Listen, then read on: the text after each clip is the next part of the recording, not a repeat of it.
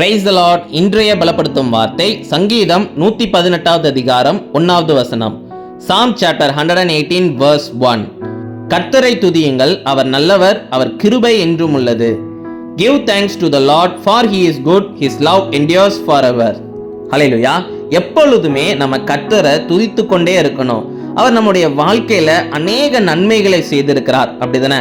இன்னைக்கு நிறைய பேர் நம்ம கர்த்தர் செய்த நன்மைகளை மறந்து போகிறோம். அவர் ஒவ்வொரு காரியத்தையும் செய்யறதுக்கு நம்மளுக்கு கிருபை கொடுத்திருக்கிறாங்க, அப்படிதானே? அப்போ நம்ம அதை எல்லாவற்றையும் நினைவுபடுத்தி நம்ம கர்த்தரை துதிக்க வேண்டும். ஒவ்வொரு நாளும் ஆரம்பிக்கும் பொழுதும் கர்த்தரை துதித்து நன்றி செலுத்தி ஆரம்பிங்க. ஒவ்வொரு நாளும் முடிகின்ற பொழுதும் கர்த்தருக்கு நன்றி செலுத்தி துதித்து நீங்க ஜெபம் பண்ணி முடிங்க. நிச்சயம் கர்த்தர் உங்களுக்கு ஆசீர்வாதமான ஒரு வாழ்க்கையை தருவார். உங்க வாழ்க்கையில இன்னும் உங்களை உயர்த்தி கொண்டே போவார். அதனால கர்த்தர் செய்த நன்மைகளை நினைத்து பார்த்து கர்த்தரை துதியுங்கள்.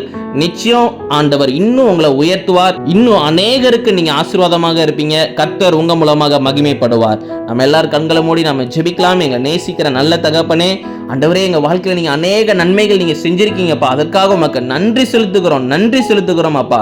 தொடர்ந்து நீங்க மகிமைப்படுங்க. எங்களை உங்களுடைய கரத்துல ஒப்பு கொடுத்து ஜெபிக்கிறோம். நீங்க ஆளுகை செய்யுங்க, மகிமைப்படுங்க. இயேசுவின் மூலம் ஜெபிக்கிறோம் எங்கள் ஜீவனுள்ள நல்ல பிதாவே. ஆமேன், ஆமேன், ஆமேன். எப்பொழுதும் கர்த்தரை துதித்து கொண்டே இருங்க, சந்தோஷமா இருங்க. God bless you. Have a joyful day.